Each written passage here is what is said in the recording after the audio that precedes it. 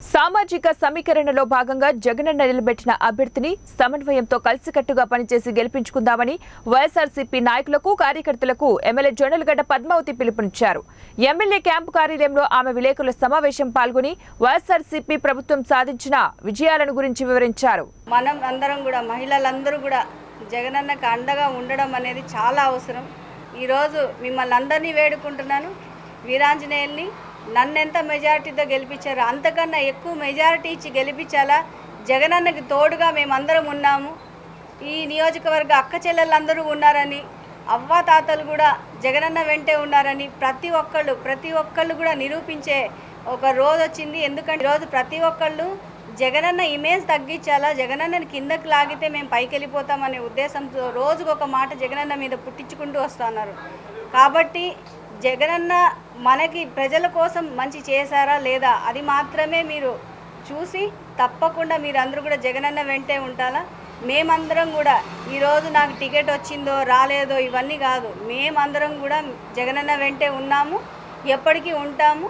అలాగే ఈరోజు అదే ఉద్దేశంతో ఈరోజు జగనన్న నిలబెట్టిన మన వీరాంజనేయులు కూడా గెలిపించాలని కోరుతా ఉన్నాను. నెక్స్ట్ ఎలక్షన్స్లో మన ఎమ్మెల్యే క్యాండిడేట్ సింగళమంది తరపున వీరాంజనేయులు తప్పకుండా ఈయనని గెలిపించే బాధ్యత మనందరి మీద ఉంది. అందరం కూడా తీసుకుని మనం అందరం కూడా కలిసికట్టుగా పనిచేసి చేయాలా. నెక్స్ట్ అలాగే మనకేమైనా ప్రాబ్లమ్స్ ఉన్నా సాల్వ్ చేసుకోవడానికి కూడా నేను అంతే గట్టిగా కూడా ప్రయత్నిస్తాను. మేమందరం కూడా వీరాంజనేయులు అందరం ఒక టీం లాగా, నా తమ్ముడు మేమందరం కూడా ఒక టీం లాగా పనిచేస్తాము.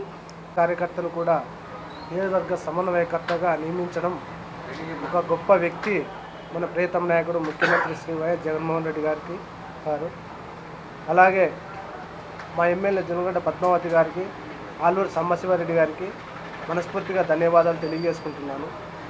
ముఖ్యంగా నేను ఒక పేద కుటుంబం నుంచి వచ్చిన సామాన్య కార్యకర్తను. నన్ను కూడా ఒక నియోజకవర్గ సమన్వయకర్తగా నియమించడం అంటే చాలా గొప్ప విషయమని నేను తెలియజేస్తున్నాను. మా నాన్న వచ్చేసి గతంలో సర్పంచ్గా పనిచేశారు. అలాగే ప్రస్తుతానికి సింగిల్ విండో డైరెక్టర్గా కూడా కొనసాగుతున్నారు. మా సతీమణి కూడా ఇప్పుడు నాటక అకాడమీ చైర్మన్గా కొనసాగుతున్నారు. అలాగే నా మీద ఇంత పెద్ద బాధ్యత ఉంచడం చాలా నేను గొప్పగా భావించి కష్టపడి నియోజకవర్గానికి పనిచేయాలని మనస్ఫూర్తిగా కోరుకుంటున్నాను. అణగారిన వర్గాలను ఉన్నత స్థాయిలో చూడాలని ఆనాడు బాబాసాహెబ్ అంబేద్కర్, డాక్టర్ బిఆర్ అంబేద్కర్ గారు కలలు కన్నారు. ఈరోజు ఆ కళలను మన ముఖ్యమంత్రి శ్రీ వైఎస్ జగన్మోహన్ రెడ్డి గారు నిజం చేసి చూపిస్తున్నారు. ఎస్సీ, ఎస్టీ, బీసీ మైనార్టీలను స్వర్ణయుగమని ఈరోజు ఇంతకంటే గొప్ప ఉదాహరణకు ఏం కావాలని నేను తెలియజేసుకుంటున్నాను. అలాగే నా ఎస్సీ, నా ఎస్టీ, నా బీసీ, నా మైనార్టీ అంటూ గతంలో ముఖ్యమంత్రి వైఎస్ జగన్మోహన్ రెడ్డి గారు చెబుతున్నట్టుగా ఈ సామాజిక సాధికారతలో భాగంగానే ఈ సమన్వయకర్తగా నియమించడం చాలా గొప్ప వరంగా నేను భావిస్తున్నాను.